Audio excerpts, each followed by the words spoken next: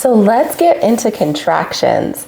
Everybody wants to know, what do contractions actually feel like? Are they as terrible as movies and TV shows make them out to be? In this video, we're going to get into what they're actually like, what they feel like, and how we can get through them.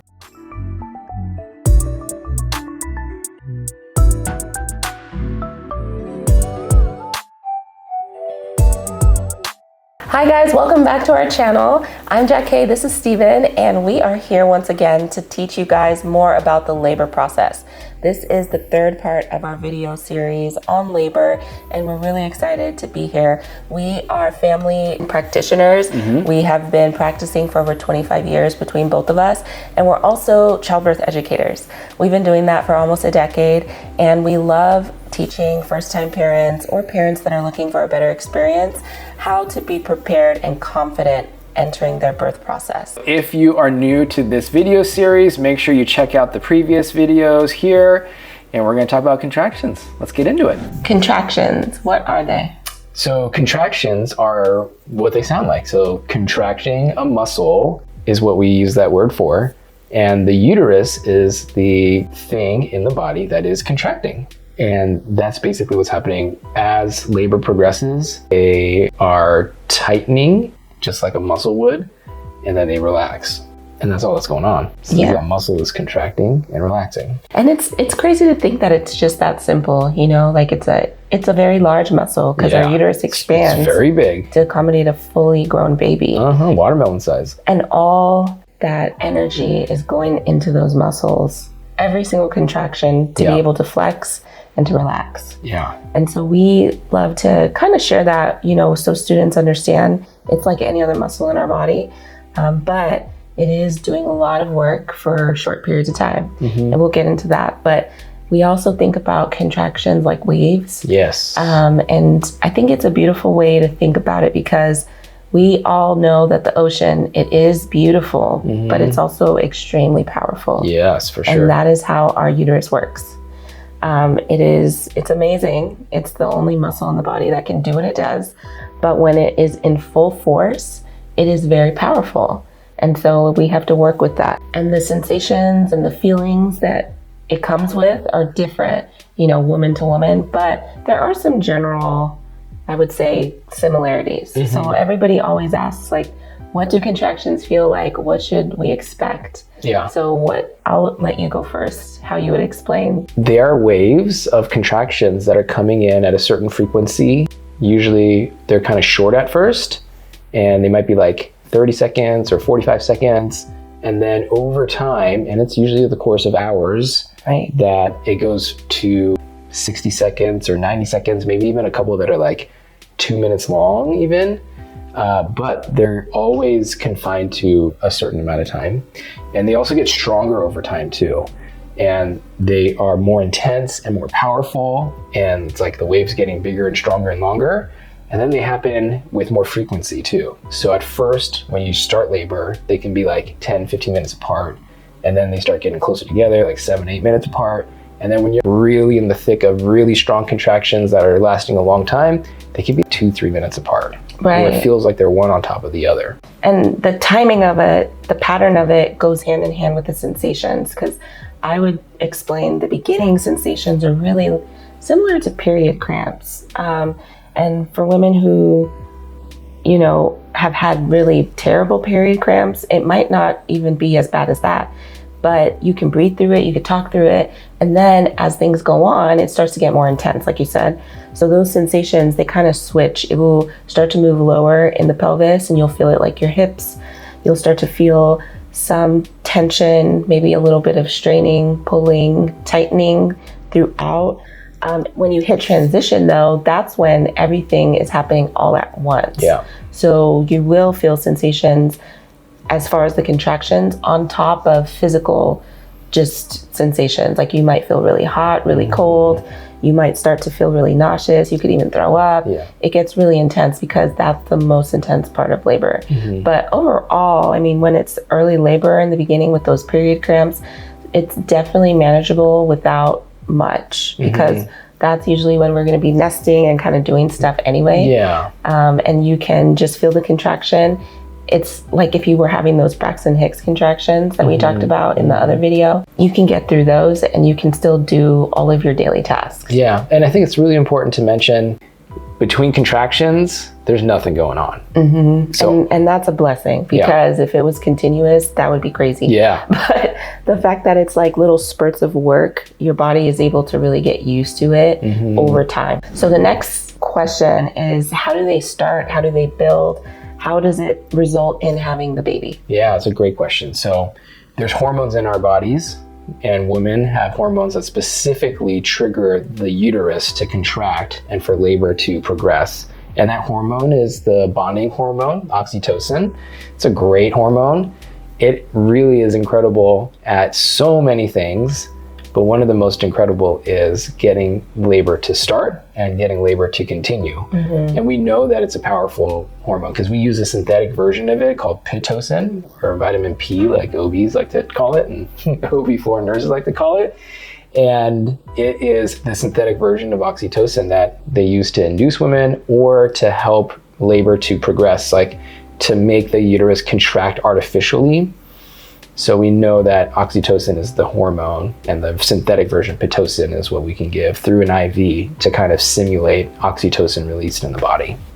And so with oxytocin, because it's such an important hormone, when we feel stressed in the labor process, it actually goes against the oxytocin building. So usually when we're stressed, we are going to have adrenaline just like coursing through our bloodstream, and that actually lowers oxytocin. Yeah. So that's why when you're stressed out, typically you're going to see your labor slow down or just stop. It just stops altogether. And it's really a protective factor. Because if you were in an unsafe environment, your body, it would be really dangerous for you to start laboring. Absolutely. So if you have that stress, that fight or flight, you're going to stop labor. Yeah. And a lot of times, if it, especially like your first time, you're going to feel a lot of fear coming into the process, even self-doubt, wondering if you're going to be able to get through it successfully. And I think a lot of first-time parents, they feel so much pressure to get labor right, whatever that looks like to them. I know our first time, I felt pressure because everything's unknown. You don't know if your body's going to respond. You don't know if your body's going to do what it's made to do. You don't even know what's going to happen or what it's going to feel like. You have no idea. So I remember feeling a lot of self-doubt. And I think that is a part of why, like, you hear a lot of first-time laborers, they typically start and stop, like the prodromal labor that we talked about. And so with that start and stop, it can be discouraging because you start to worry, like, oh gosh, can my body do this? Is something wrong? Is something wrong with the baby? And it's like, no, it has a lot to do with your mental state, because our body, it really is so tied tightly with our mind. And in the labor process, if you don't feel safe mentally, it is very difficult for you physically to get through labor. So it's so imperative for you to have preparation in order to be able to really work through that, because I think it happens in most labors where you get to a point where you have some type of self-doubt. Yeah, absolutely. And that's where, like, some of those birth affirmations that you worked on can be so useful and helpful. Yes. So I made a free resource, Birth Affirmations with scripture, and they are different verses that I used that really helped to strengthen me, to ground me, to help me feel just mentally at peace with the process, knowing that this is God's design and this is what my body is meant to do. So if you guys would like to use those, just meditate on them, read them. You can check the link in the description so that you guys can get those too. So it's really important to remember that as the labor process is going, there are so many variations. It's not always going to look the same for every person. We've kind of explained what our textbook labor process looks like, where contractions are short and then they get longer and more intense and more frequent. But it can actually be very different than that. So there are people who can, right out of the gate, have really long contractions that are really close together. There are people who can have more of a prodromal labor where the labor starts and stops and starts and stops and can get longer and more intense, and then all of a sudden shorter and less intense contractions. And then there are some women who actually have back labor, posterior labor, and the sensation's totally different, right? So the sensations for posterior, it's going to be all in your back. And the reason for that is because the baby is in a different position. I will actually show everybody. So here's our baby. And so with the pelvis, what's happening is that this is the pelvis of mom, and you have the front with the pubic bone. This is the area that's usually sore right before labor starts. And then you have the sacrum. This is that area in the back, right at the base of your spine. Yeah, where the tailbone is. And so with the baby coming through the pelvis, typically baby's going to be coming in with their head actually going to be facing mom's back. But in a posterior birth, what's going to happen is their head is going to be totally rotated 180. Yeah. And so as they're coming down the pelvis, their spine would actually be rubbing against mom's spine. And this is what causes back labor. Yeah. So instead of, having the soft part of the baby being in the front, if they were in an anterior position, all of this soft area is coming down. It's not going to be rubbing against mom's back, causing issue. But in the posterior, it really is. You can imagine baby's spine is now rubbing against mom's spine. That would be super uncomfortable. So the sensation is really all back pain, a lot of back cramping, tightening. It's just going to feel like all of the contractions are right back here. And so the best thing I would say is what a lot of our students also appreciate is being able to go on their hands and knees. Yeah. And that position, it really does relieve so much tension on the back, all those muscles that are super tight. And then, of course, different massage techniques that we teach them too. Yeah. So there's a lot of things that you can do if you have back labor specifically, because it is going to be a longer process because baby still has to rotate. Most babies are going to still rotate even in labor. And so going that extra 180 degrees, it takes more time. Yeah. So back labors, we know they last longer. Yeah. So if baby's sunny side up, they got to turn. And then that turning process is what makes the labor take longer. So how are some other ways to get through contractions? That's a great question. So honestly, there's a lot of different ways that we teach. But the reason why relaxation is so important is because of wanting as much oxytocin to be able to keep labor going. And so if you can relax, lower your adrenaline, lower cortisol levels, lower stress, then you're going to have a smoother labor, faster labor. It's just going to go more efficiently. But if you have a labor where, all of those things are kind of playing factors, it does make it more painful. So relaxation, such an important part of the labor process for all the reasons that you just mentioned. So much so that it's one of the biggest parts of our Birthroom Academy. Our students have learned to become relaxation experts.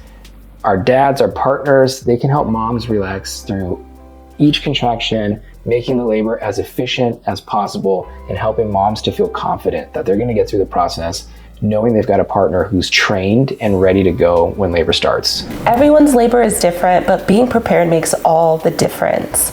Labor isn't a performance, it's a process. So remember that your worth isn't tied into how fast or how easy your labor goes. But remember your mind and your body are working together.